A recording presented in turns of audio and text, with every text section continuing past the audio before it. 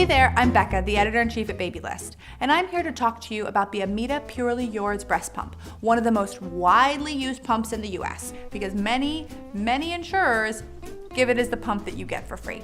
The Affordable Care Act requires that most insurance plans cover a breast pump completely free of charge. Many provide this pump right here because it's inexpensive. Of course, check with your insurance plan for specific details. I used the Ameda for a year with my first baby. Even after heading back to work, it was my goal to make it to a year of pumping and exclusively breastfeeding, and we did it. So, what's important about the Ameda? It's a standard double electric breast pump, which means you can pump on two sides at the same time, and it's electric. It comes with convenient bottle holders, so you don't have to worry about bottles tipping over.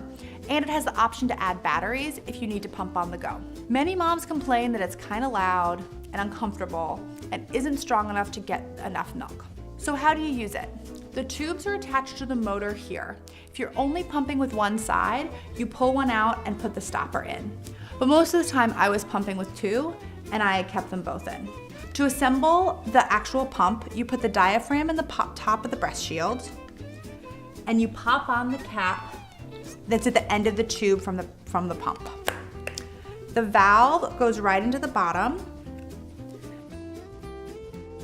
and you screw the collection cup under there. You can also use an adapter to hang bags directly instead of the bottles.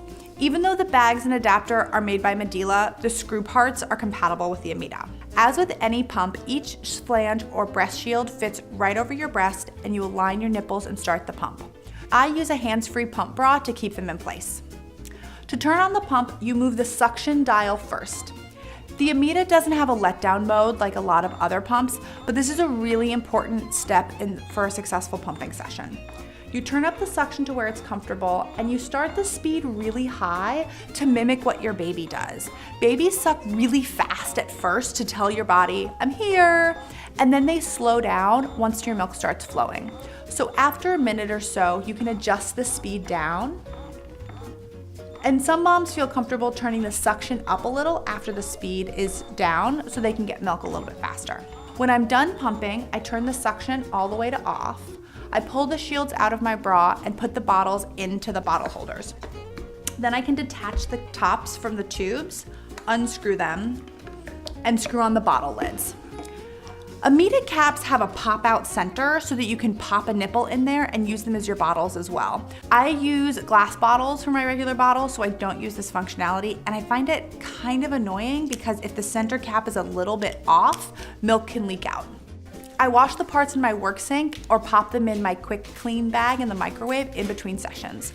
After my last session, I just keep them in the fridge to wash them at home at midnight. At the end of the day, I bring my milk home in a lunchbox, and I pour them directly from there into my baby's glass bottles for him to eat the next day. If I have extra, I can freeze some, and then I put them in the freezer in reverse chronological order. So a couple things to consider about the Ameda. Since it doesn't save your settings for letdown or expression mode, you have to get pretty good at the precise point on the dial that helps your body let down and pump as much as possible.